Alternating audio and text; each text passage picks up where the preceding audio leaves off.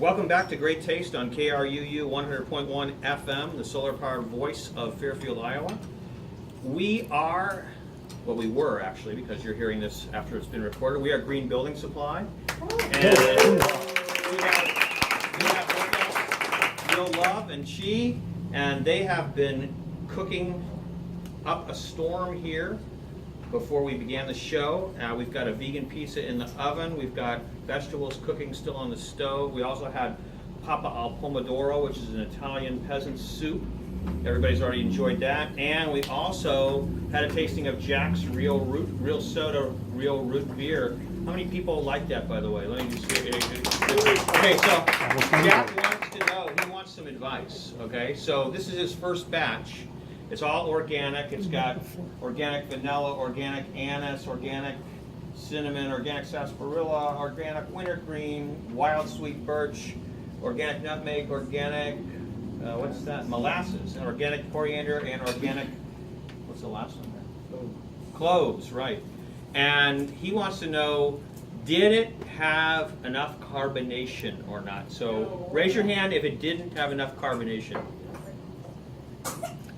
That's it. Everybody else thought it had enough carbonation.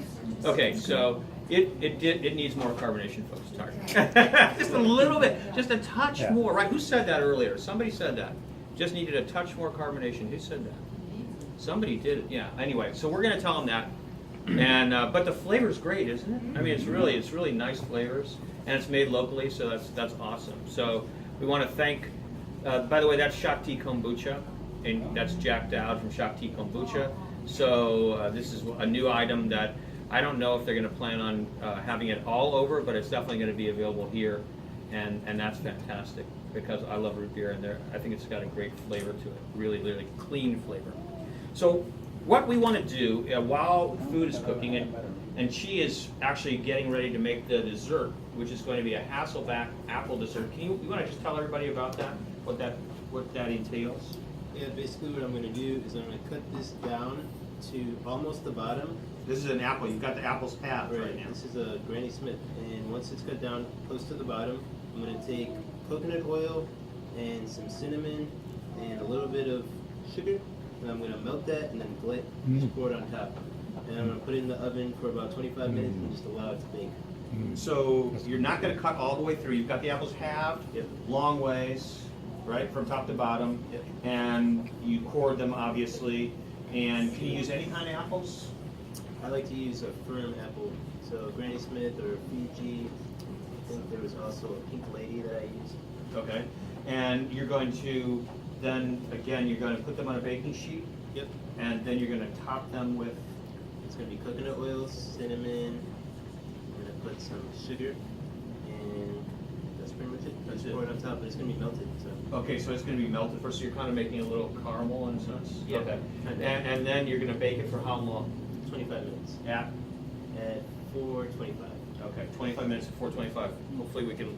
I don't know if it'll be finished before we're finished, but we're gonna get to eat it. There's no doubt about that. And you're watching that pizza, right? To make sure it comes out really nice. Yes. Okay. Delicious. All right, that's good. Okay, so now, what are you doing? What am I doing? I don't know. I'm just standing here.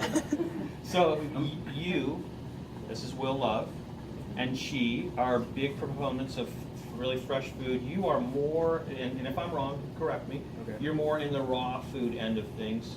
You're both vegan, but you're more in the raw food end of things. Right now, I'm both raw and cooked vegan food. Okay. And is that because you found that for your physiology, you find that's really suits you?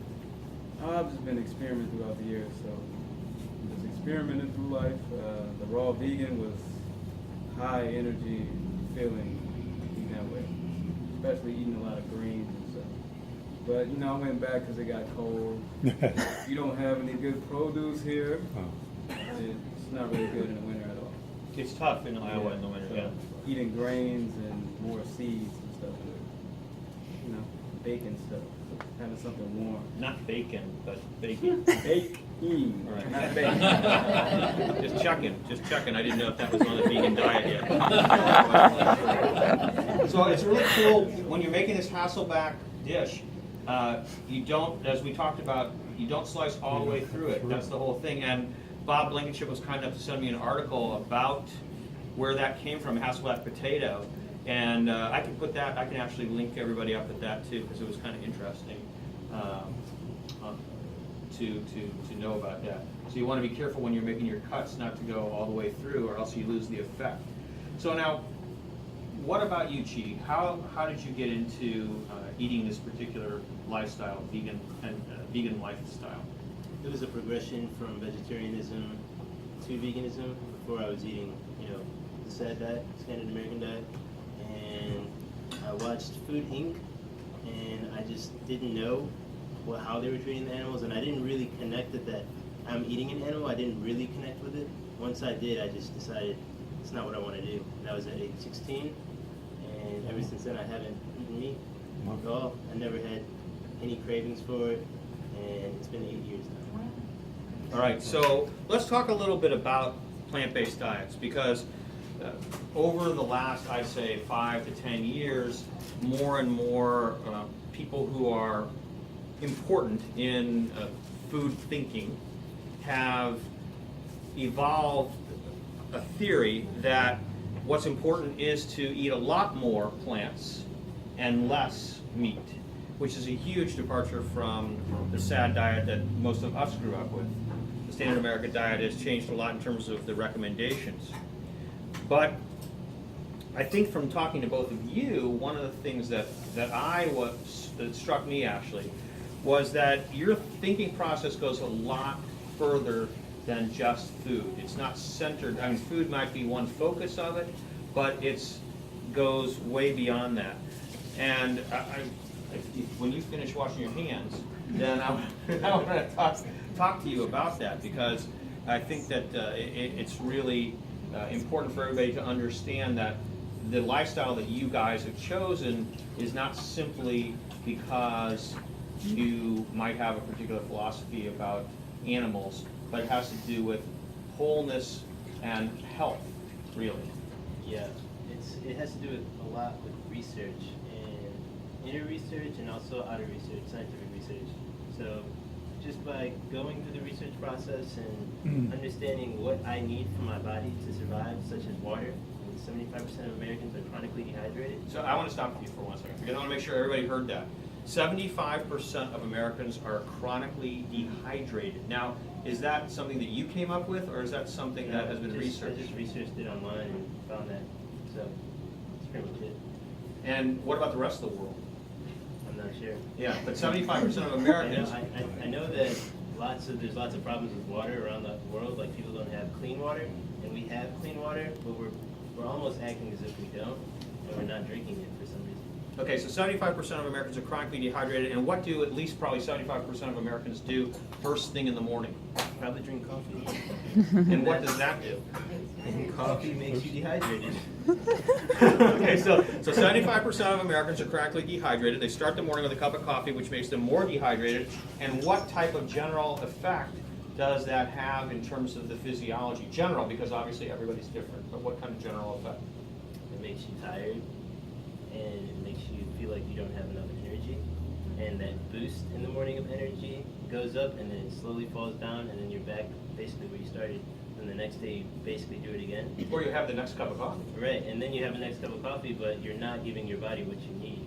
You just need water. Like, water is basically what you need. And so, probably, does anybody know what the biggest selling item is in a convenience store, or maybe one of the biggest selling items in a convenience store? Anybody know?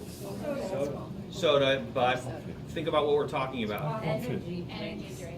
Right, 5-hour energy, exactly. It's unbelievable the amount of volume that company does in terms of people buying that stuff. And it's really basically nothing but caffeine and sugar, I think. With a few supplements. And what? With a few Supplements, right, a few chemical supplements, actually.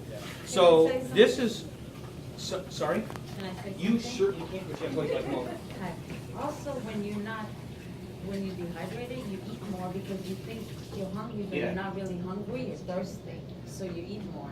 I'm so glad you brought that up, because I know that's what you wanted to get to next. So go ahead, you want to explain? No, that's basically it. It's the body will start to give you the signal of I'm hungry, but it's really the thirst you're experiencing, and therefore you eat in order to quench your thirst, and your body still will say, I'm still hungry, and then you might eat more food. And in our society, the chemicals that they put in food causes you to even want to eat more, and you're not getting the water, and you're getting confused. And what's one of the biggest problems in America? It's obesity. So we're constantly eating, not enough water, but constantly eating and putting other liquids in our body that's also dehydrating us. So basically what we've got going for a lot of people is a vicious cycle, right? Yeah. You can say circle, but it's a cycle that's just going on and on. Every day people wake up, they do the same thing. And now so many people, though, are trying to compensate a little bit because they're trying to change their diets. But you, I know, Chi, have a very interesting way of looking at things because, you know, we were talking about it and I happened to mention something that got you really going. And because we were talking, I said, well, I think that if you just have moderation, if you look at everything and you just kind of take an attitude of, wow, that's beautiful. You just took the pizza out. If you just have moderation in what your diet is, that you can continue to nourish your physiology. And you said? I said, basically what it comes down to is you want to have a goal. You want to have a goal and you want to start moving towards that goal. If you start saying moderation, that's good, because everything in moderation is a good idea. But typically in our Western world, moderation doesn't truly exist for the most part, because everyone's constantly getting things that are of large proportions. So moderation can be set in the mind, but if you don't know what your real goal is, if moderation is truly your goal, then you should really be about that goal. My main thing is have a goal, whether it be I want to have this specific type of body and I want to have this kind of health. So if you want to have more health in your life, then you should start by doing baby steps. So you start getting more water every day, because that's one of the main things. If you're chronically dehydrated, most people are chronically dehydrated, you want to start making sure you get your water. That would be the first thing I would focus on. Water every day, slowly increasing. So you could do maybe a fourth of a gallon one day, 2 days, 3 days, move up to a half a gallon, and gradually go up to about 3/4 of a gallon to basically a gallon. So is that the general recommendation for everybody? It would be a 3/4 of a gallon to a gallon of water a day? Basically, In general? Generally, yes. Okay, and are you talking about room temperature water, cold water, hot water? I'd say room temperature spring water, if you can find it. If not, reverse osmosis with some trace minerals in there would be fine. Okay, so those are some qualifiers. You know, reverse osmosis would be secondary with some trace minerals. First would be pure spring water would be the best. Now, the thing about this is that it's really hard. How many people feel like they get enough? They're drinking what she says, 3/4 to a gallon of water a day, Or even a half a gallon. or a half a gallon. How many people feel like? Raise your hand if you feel like you drink that much water. Okay, so look around. We've got 2 people, 3 people. 4.